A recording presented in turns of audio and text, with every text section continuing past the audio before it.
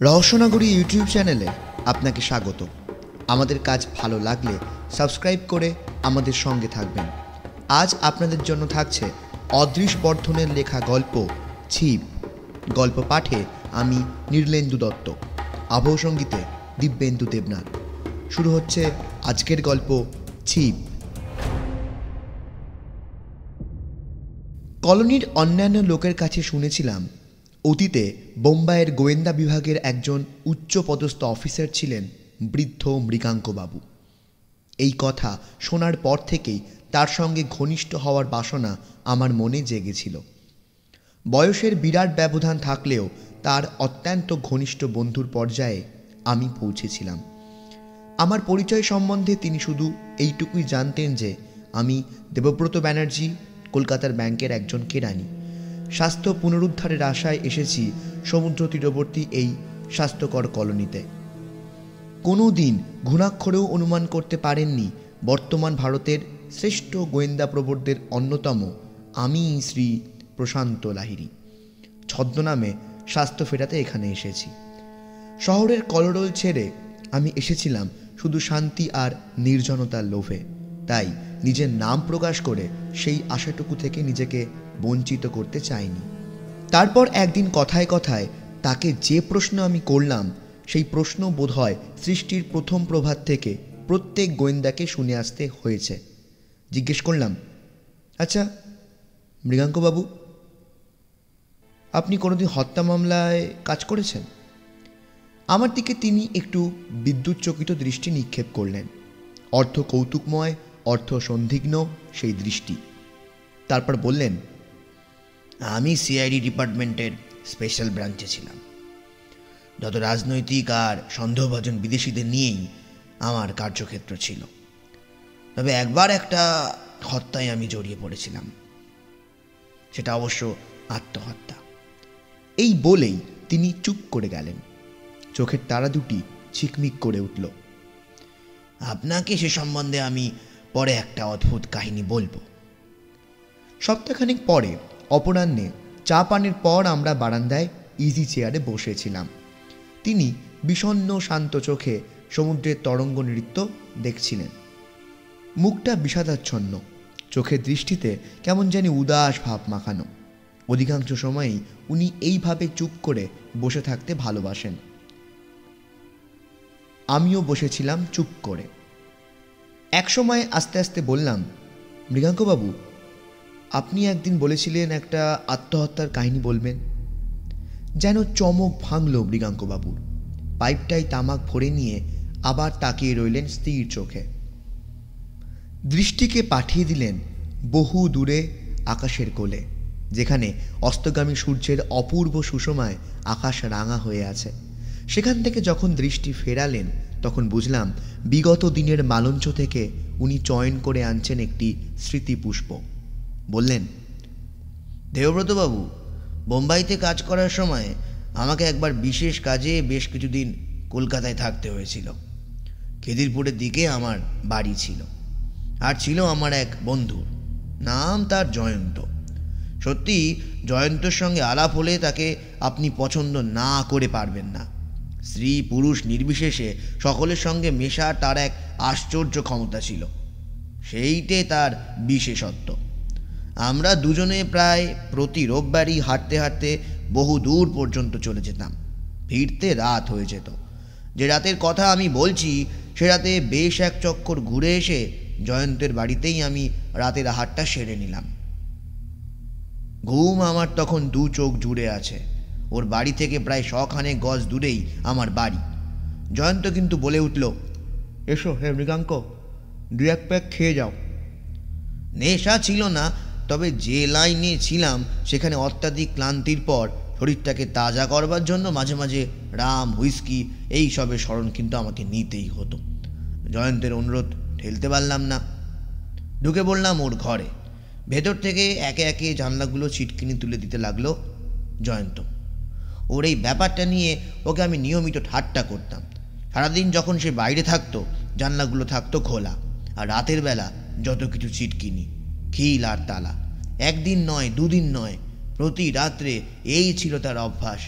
এমনকি শোবার ঘরেও সে জানলা দরজা ভেতর থেকে এঁটে শুতো। যাই হোক, গ্লাস বোতলগুলো তুলে রেখে যখন রাস্তায় বেরোলাম, শুনতে পেলাম জয়ন্ত আমার পেছনেই তালা লাগিয়ে দিল দরজায়। জয়ন্তকে আমি শেষবারের মতো জীবিত দেখি। পরের দিন সকালে ট্রাম ধরতে যাচ্ছি, এমন সময় শুনলাম সামনের দিক থেকে একজন পুলিশ ইন্সপেক্টর আমার নাম ধরে ডাকতে ডাকতে আমার দিকে হন হন করে এগিয়ে আসছে। শুনলাম সকালবেলা ঠিকে ঝিটা যথাসময়ে কাজ করতে এসে দেখে দরজা ভেতর থেকে বন্ধ, কোনো সাড়া নেই আর গ্যাসের তীব্র গন্ধ। তখন সে ডেকে আনলো পাহারাওয়ালাকে। পাহারাওয়ালা ইন্সপেক্টরকে ডেকে এনে জানলা ভেঙে বাড়িতে ঢুকলো। তারপর শোয়ার ঘরে গিয়ে দেখলো বিছানার উপর শায়িত জয়ন্তের মৃতদেহ, আর সব কটা বুনসেন বার্নারের গ্যাসের চাবি খোলা। জয়ন্ত কেমিস্ট ছিল, ওর শোয়ার ঘরেই পার্টিশন ঘেরা ছোট্ট একটা কাবার্ডে তাই সবসময় বুনসেন বার্নার, কেমিক্যালস আর অন্যান্য সরঞ্জাম মজুদই থাকতো। সব কটা বার্নার থেকে এত গ্যাস বেরিয়েছে, পাহারাওয়ালাটা নাকি ঘরে ঢুকেই প্রায় অচৈতন্য হয়ে পড়েছিল। যাই হোক, ইন্সপেক্টর আমায় চিনত, এ সংবাদও রাখত যে জয়ন্ত আমার বিশেষ বন্ধু, তাই সর্বপ্রথমেই ছুটে এসেছে আমার কাছে। তার সঙ্গে ঢুকলাম বাড়ির মধ্যে। মনে পড়ে যে প্রথমেই সিঁড়ির নিচে খুপড়ি ঘরটায় গ্যাস মিটারটার ওপর আমাদের দৃষ্টি আকর্ষণ করেছিল। পুলিশ ইন্সপেক্টর আমাকে জিজ্ঞাসা করেছিল, আচ্ছা মৃগাঙ্কবাবু, আমার তো মনে হয় এটা নিছক দুর্ঘটনা ছাড়ার কিছুই না। ধরুন উনি বার্নার জ্বালাতে গিয়ে দেখলেন যে মেন ককটা বন্ধ, অত রাতে আর কে নিচে নামে বলুন? উনি চাবিগুলো বন্ধ করতে ভুলে গিয়ে ঘুমিয়ে পড়লেন। আচ্ছা, এই সময় যদি একটা বেড়াল ওই খুলখুলিটার ভেতর দিয়ে লাফিয়ে পড়ে মেন ককটার ওপর। খুপড়ি ঘরটার প্রায় ছাদের কাছে মিটার থেকে ফুট 10 উঁচুতে একটা ভেন্টিলেটর ছিল। 4 চৌকো গর্ত একটা, এবড়ো খেবড়ো, কিন্তু মোটা মোটা শিক বসানো। কিন্তু তাও দেখছি সম্ভব নয়। হতাশভাবে মাথা নাড়তে থাকে ইন্সপেক্টরটি। যদিও মেন ককটা খুবই আলগা, কিন্তু একে খুলতে হলে তো দেখছি ওপর দিকে পাঁক দিতে হয়। মৃতদেহটার দিকে তাকানো যাচ্ছিল না। দুঃখিতভাবে ইন্সপেক্টরটি বললে, চমৎকার মানুষ ছিলেন জয়ন্তবাবু, শেষে আত্মহত্যা করলেন। তারপর যথারীতি পুলিশি তদন্ত হলো। জয়ন্ত সবকটি জানলা দরজা ভালো করে এঁটে বার্নারগুলোর চাবি খুলে দিয়েছিল। কাজেই যথাসময়ে করোনার তার রায় দিলেন আত্মহত্যা। পুলিশি তৎপরতার শেষ ওইখানেই, কিন্তু ব্যাপারটা এত সোজা ছিল না, কেননা জয়ন্ত মোটেই আত্মহত্যা করেনি। তাকে ধীর মস্তিষ্কে খুন করা হয়েছিল। আমি লাফিয়ে উঠলাম। বৃদ্ধের বাচনভঙ্গিতে আমি এমনই বিস্ময়চকিত হলাম যে মুখ দিয়ে অজ্ঞাতসারেই বেরিয়ে এলো, খুন? কেমন করে? একটা ছিপ দিয়ে, বললেন মৃগাঙ্কবাবু। বিস্ফারিত চোখে আমি তাকিয়ে রইলাম। জয়ন্তবাবু গ্যাসে আত্মহত্যা করেননি, একটা ছিপ দিয়ে তাকে হত্যা করা হয়েছে। এ সংবাদ তাহলে পরে প্রকাশ পেয়েছিল, তাই না মৃগাঙ্কবাবু? আমি বললাম, না, কোনো দিনই প্রকাশ পায়নি। কিন্তু আপনি তাহলে জানতেন কি করে? আপনি তার ঘনিষ্ঠ বন্ধুও ছিলেন। তবু কেন আমি বললাম না? মাথাটা কাত করে আমার দিকে তাকালেন তিনি। অনেক কারণ মশাই, অনেক কারণ। অত বড় একটা সত্য কোনো সিআইডি অফিসারের চোখ এড়িয়ে যাওয়া একটা অসম্ভব ব্যাপার। আমারও যায়নি, কিন্তু জয়ন্ত মৃত। তার হত্যাকারীকে ফাঁসি কাটে ঝোলালে কি সে আর ফিরে আসবে? তাছাড়া আমি নিজেও একটা সিদ্ধান্তে এসেছিলাম যে তার যতটুকু প্রাপ্য ততটুকু সে পেয়েছে। কিন্তু আপনার ক্লু কি? প্রশ্ন করলাম আমি। ক্লু খুঁজতে এসে আরও 6 বছর পিছিয়ে যাওয়া দরকার। আর একজন লোকের প্রসঙ্গ তাহলে এখানে আসবে। তার নাম এখনো পর্যন্ত আমি উল্লেখ করিনি। জয়ন্তর বন্ধু সে। তার নাম না, তার নামে কোনো প্রয়োজন নেই, কারণ তার সন্তানরা এখনো জীবিত। ধরা যাক তার নাম ছিল তন্ময়। আমার সঙ্গে জয়ন্তর আলাপ যতদিনের, তন্ময়ের সঙ্গেও জয়ন্তের ঘনিষ্ঠতা প্রায় ততদিনেরই। জয়ন্তর মৃত্যুর 6 বছর আগে পর্যন্ত তাদের সে ঘনিষ্ঠতা অম্লান, অক্ষুণ্ণ ছিল। ওই সময়ে তন্ময়ের বিবাহ হয়, আর এরপর থেকেই আমাদের দেখা সাক্ষাৎ হতো কচ্চিৎ কদাচিৎ। মাথা নত করে সায় দিলেন মৃগাঙ্কবাবু। আমরা মানে 3 বন্ধু, আমি, তন্ময় আর জয়ন্ত। ব্যবসার কাজে কখনো কখনো তন্ময়কে কলকাতার বাইরে গিয়ে বেশ কিছুদিন থাকতে হতো। তা সত্ত্বেও সেই সময় যখনই আমরা কোনো ছুটি পেয়েছি, 3 বন্ধু মিলে একসঙ্গে উপভোগ করেছি সেই ছুটি। এমনই নিবিড় বন্ধুত্ব ছিল আমাদের। কিন্তু বিয়ের পর থেকেই তন্ময় তার অবসর সময় কাটাতে শুরু করলে তার নবপরিণীতা তরুণী ভার্যার সঙ্গে। আর সত্যি ভালোবাসত বটে তন্ময়। সমস্ত হৃদয়টা সে যেন স্ত্রীর হাতে সঁপে দিয়েছিল। সংযত স্বরেই কথা বলছিলেন মৃগাঙ্কবাবু। তবুও সেই শব্দগুলি উচ্চারণ করার সময় তার গলা যেন ঈষৎ কেঁপে উঠল। বলে চললেন উনি, নিজের সমস্ত সত্তা দিয়ে এরকম গভীর ভালোবাসা বড় একটা দেখা যায় না। স্ত্রীকে তার অদেয় কিছুই ছিল না। স্ত্রীর সামান্য শরীর খারাপ হলে চিন্তায় তার নিজের শরীরও যেন হয়ে উঠত অসুস্থ। প্রথম যৌবনের সে ভালোবাসায় কোনো মলিনতা, কোনো স্বার্থ তার ছিল না। আর তার স্ত্রী? তিনিও ভালোবাসতেন, ভাবলেশীন কণ্ঠে বললেন মৃগাঙ্কবাবু। সত্যি স্বামীকে ভালোবাসতেন তিনি, তবে তন্ময়ের মতো নয়।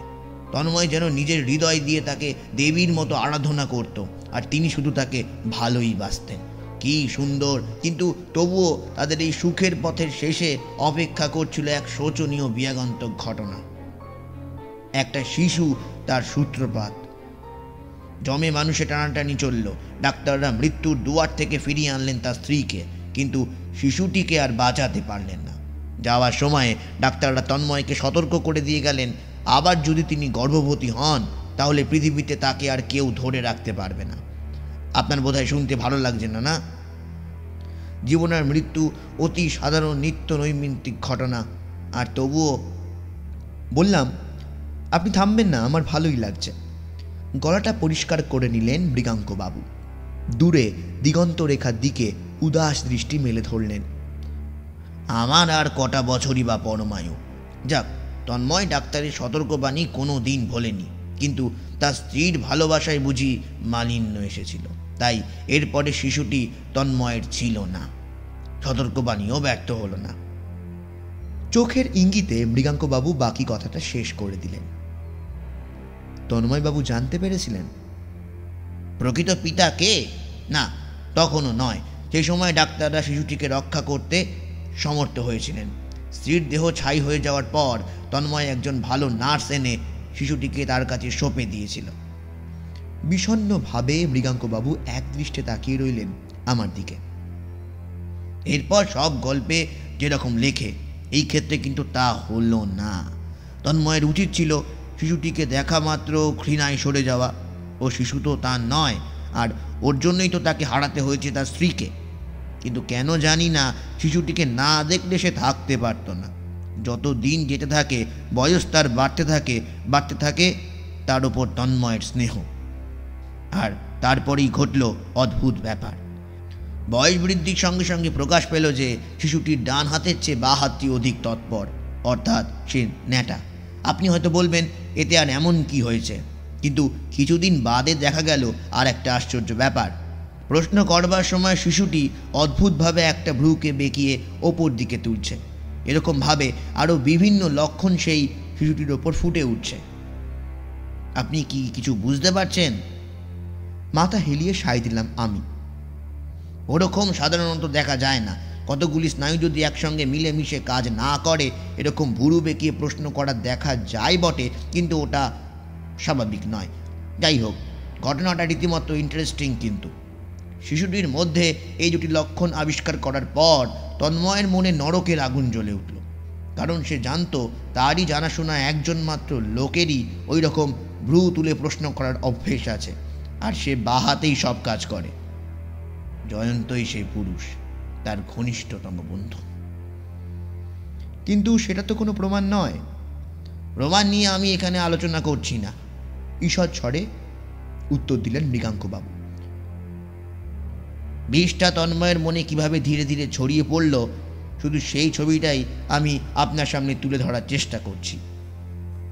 এতদিন তার মনে সন্দেহের বাষ্পটুকুও ছিল না, কিন্তু নিতান্ত অকস্মাৎ বিশ্বাস তার দৃঢ় হয়ে গেল। শিশুর মাকে সে যেমন ভালোবাসত, তেমনি ভালোবাসত সেই বাচ্চাটিকেও। দেখত তারই সামনে তাকে খেলাধুলা করতে, আর দিনের পর দিন এই দৃশ্য তাকে স্মরণ করিয়ে দিত শিশুর জন্ম রহস্য। এই কথা চিন্তা করলেই তার মস্তিষ্কের স্নায়ুগুলো রক্তের চাপে যেন ফেটে পড়বার মতো হতো। মাঝে মাঝে মনে হতো এবার বুঝি সে উন্মাদ হয়ে যাবে। অসহ্য দুঃসহ সেই চিন্তা, কিন্তু জয়ন্তের সঙ্গে তার বন্ধুত্ব রইল আগের মতোই নিবিড় অম্লান। অপেক্ষা করতে লাগলো তন্ময়, অপেক্ষা করতে লাগলো উপযুক্ত সময় আর উপযুক্ত স্থানের জন্যে। অপেক্ষা করতে লাগলো সেদিনের জন্যে যেদিন সে নেবে স্ত্রী হত্যার নিষ্ঠুর প্রতিশোধ। পাইপটার আগুন নিভে গেছিল। তামাক ভরে আবার জ্বালিয়ে নিলেন মৃগাঙ্কবাবু। জিজ্ঞাসা করলেন, আচ্ছা, কোনটার প্ল্যানটা এখন ধরতে পারেননি আপনি? আপনি একটা চিপের কথা বলছিলেন না? হ্যাঁ, সাধারণ চিপ না, ফোল্ডিং চিপ। পেরেছি, কিন্তু আপনার মুখেই শুনতে চাই। বিস্মিত চোখে আমার দিকে তাকালেন মৃগাঙ্কবাবু। আপনি প্ল্যানটা বুঝতে পেরেছেন? হ্যাঁ, আমি বললাম। চুপ করে রইলেন মৃগাঙ্কবাবু। তারপর ছোট্ট একটা দীর্ঘশ্বাস ফেলে বলতে লাগলেন, চিপটা বাগানের গুদমের মধ্যেই খুঁজে পেয়েছিল তন্ময়। আপনাকে তো আগেই বললাম, আমরা তিনজনে বহু বছর ধরে মাইল খানেক জায়গার মধ্যে বাস করে এসেছি। বাড়ির বাইরে আর ভেতরে একজনের গতিবিধি আর একজনের কাছে অজানা ছিল না। যে সন্ধ্যাতে আমি আর জয়ন্ত বেড়াতে বেরিয়েছিলাম, তখন তন্ময় জয়ন্তর বাড়িতে ঢুকে প্রথম সিঁড়ির তলায় মেন ককটা দিয়েছিল বন্ধ করে। তারপর শোয়ার ঘরে গিয়ে সবকটা বুনসেন বার্নারের চাবি দিল খুলে। অত রাতে ফিরে জয়ন্ত যে বার্নার জ্বালিয়ে এক্সপেরিমেন্ট করতে যাবে না তা সে জানত। আর তাছাড়া কটা চাবি ঘোরানোর মধ্যে এমন কিছু অস্বাভাবিকতা নেই যে জয়ন্তর চোখে তা ধরা পড়বে। অত রাতে অ্যালকোহলের নেশায় বিছানায় শোয়া মাত্র গভীর ঘুমে সে অচৈতন্য হয়ে পড়েছিল। দরজার কাছ থেকে জয়ন্তর কাছে বিদায় নিয়ে আমি যখন চলে আসি, তখন বাগানে লুকিয়েছিল তন্ময়। শোয়ার ঘরের আলো না নেবা পর্যন্ত সে অপেক্ষা করে রইল।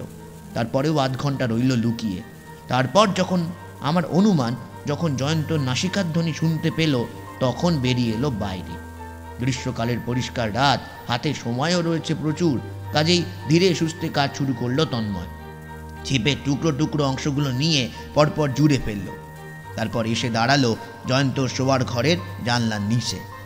জানলার শাসিতে লম্বা ছিপটা দিয়ে সে ছোট্ট একটা টোকা দিল। তারপর অনুমান করে নিন, আরও কিছুক্ষণ নিঃশব্দে অপেক্ষা করলো সে। অবশেষে সে নিশ্চিন্ত হলো যে অঘরে ঘুমোচ্ছে জয়ন্ত। এরপর বাকি কাজটা খুবই সহজ। ছিপটাকে আবার টুকরো টুকরো করে ফেলা হলো। খুপড়ির ঘুলগুলি দিয়ে একটির পর একটি টুকরো গলিয়ে দিয়ে আবার জুড়ে ফেলতে লাগলো তন্ময়। তারপর খুপড়ির অন্ধকারে ছিপটা কিছুক্ষণ নাড়ল এদিক ওদিক। শেষকালে ছিপের ডগায় যে গোল রিংটা ছিল সেটা আটকে গেল মেন ককে। ওপর দিকে ছোট্ট একটা টান, খুলে গেল গ্যাসের পথ। আস্তে আস্তে ছিপটাকে খুলে নিয়ে বাইরে বার করে আনলো তন্ময়। অবশেষে ছিপের বান্ডিলটাকে রেনকোটের তলায় রেখে সে ফিরে এলো বাড়িতে। শেষ হয়ে গেল সব। জয়ন্তবাবুর যদি ঘুম ভেঙে যেত? আমি প্রশ্ন করলাম। তাতে তন্ময়ের বিশেষ কিছু এসে যেত না। আধখানা জীবন পড়েছিল তাদের সামনে। একদিন না একদিন আরেকটা উপায় খুঁজে সে বার করতই। কিন্তু বিচারে সেই রাত্রিতে জয়ন্তের ঘুম ভাঙেনি, কোনোদিন আর ভাঙলও না। প্রায় সপ্তাহ দুয়েক পরে বিকালের দিকে বেড়াতে বেড়াতে আমি আবার মৃগাঙ্কবাবুর বাড়ি গেলাম। কিন্তু চায়ের আসরে সেদিন তিনি আর একলা নন। একজন মধ্যবয়সী লাবণ্যময়ী সুশ্রী ভদ্রমহিলা তার পাশে দাঁড়িয়ে রয়েছেন। সীমান্তে অঙ্কিত তার সিঁদুর রেখা। চলে আসছি, কিন্তু পেছন থেকে সমস্বরে ডাক দিলেন মৃগাঙ্কবাবু। আরে মশাই, চললেন কোথা? বসুন বসুন। যেতে আর পারলাম না। উনি হাসি মুখে বললেন, আলাপ করিয়ে দেওয়ার আর দরকার নেই। একটু আগেই আপনার কথাই বলছিলাম। এই আমার একমাত্র কন্যা পদ্মিনী চ্যাটার্জি শ্বশুর বাড়ি থেকে ছুটে এসেছে আমায় দেখতে।